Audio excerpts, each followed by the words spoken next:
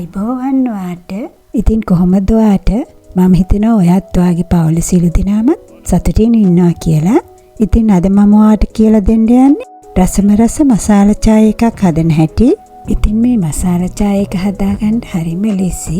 මම මේ මසාලා චාය එකට ගොඩක් අමුද්‍රව්‍ය එකතු කරගන්නේ. ඔයාට ගෙදර තියෙන බඩු වලින්ම හදාගන්න පුළුවන් හිතුන වෙලාවකට. ඉතින් මේ සියලුම විස්තර දැනගන්න මගේ වීඩියෝ එක අවසානයේත් එක්ක රැඳී සිටින්න කියලා මම ඔයාට ආරාධනා කරනවා. අපි දැන් බලමු කොහොමද මේ මසාලා චාය එක හදාගන්නේ කියලා. මම දැන් භාජනයක් ලිපේ තියලා ඒකට වතුර කෝප්ප දෙකක් එකතු කරගන්නවා. මම මේ වතුර කෝප්ප දෙක මනගන්නේ අපි තේ බොන්න ගන්න කෝප්පෙන්මයි. දැන් මේ වතුර ටික මම සාමාන්‍ය ගින්දරෙන් උණු කරගන්නවා. දැන් මම අවශ්‍ය මසාලා ටික එකතු කරගන්න යන්නේ. මම මේ මසාලා චාය එකට එකතු කරගන්නවා කරදමුංගු 5යි, ගම්බිරිසට 4යි. මම මෙතන ගම්බිරිසට 4යි එකතු කරගත්තේ. ඔබට චාය එක ටිකක් සැරට අවශ්‍ය නම් ගම්බිරිස් තව ටිකක් එකතු කරගන්න පුළුවන්. කරාබු නැටි 2යි, අඟලක් දිග කොරුඳු පුතු කෑල්ලක්. දැන් මේ ටික මම ග්‍රයින්ඩර් එකට දාලා අඹර ගන්නවා. ඔයාට පුළුවන් වංගෙඩියකට උනත් දාලා තලා ගන්න. මේ තියෙන්නේ මම දැන් තලාගත්ත ස්පයිසස් ටික. මම පාවිච්චි කරන්නේ මේ මසාලා ටික විතරයි. දැන් මම තලාගත්ත ස්පයිසස් ටික වතුරට එකතු කරගන්නවා.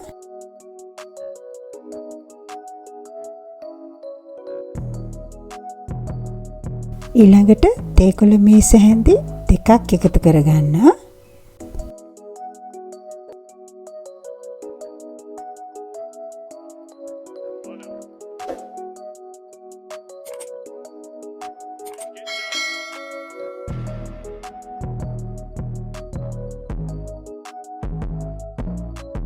දැන් මේ වගේ හැඳි ගාගෙන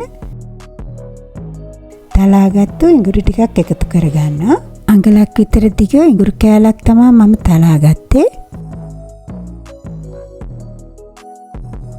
ස්පයිසස් ටික වතුරට එකතු කරගත්තන් පස්සේ මම විනාඩි 5ක් මේ ටික සාමාන්‍ය ගින්දරෙන් උතුර ගන්නවා.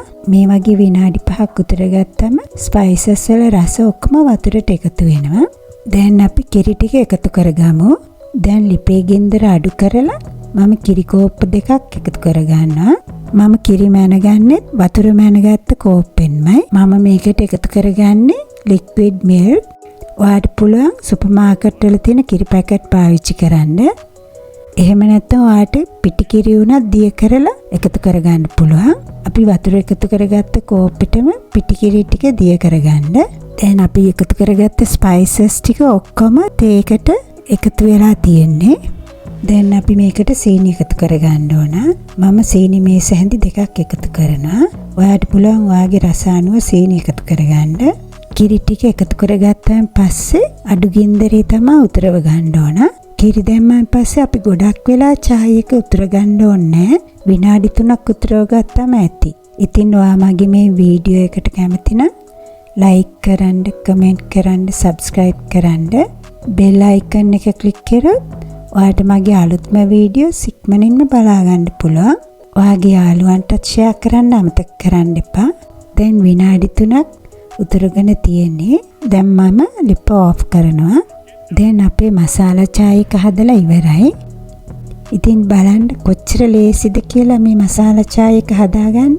ඉතින් ඔයාටත් පුළුවන් මේ වගේ රස මසාලා චාය එකක් හදාගන්න. ඔයාට ගෙදරදිම ඔයාගේ මසාලා චාය එක හදාගන්න පුළුවන්. ඉතින් මේ වගේ රසවත් අලුත්ම වීඩියෝ එකකින් නැවත හමු වනතුරු ඔයාට වාසනාවන්ත නිරෝගිමත් දවසක් ප්‍රාර්ථනා කරනවා.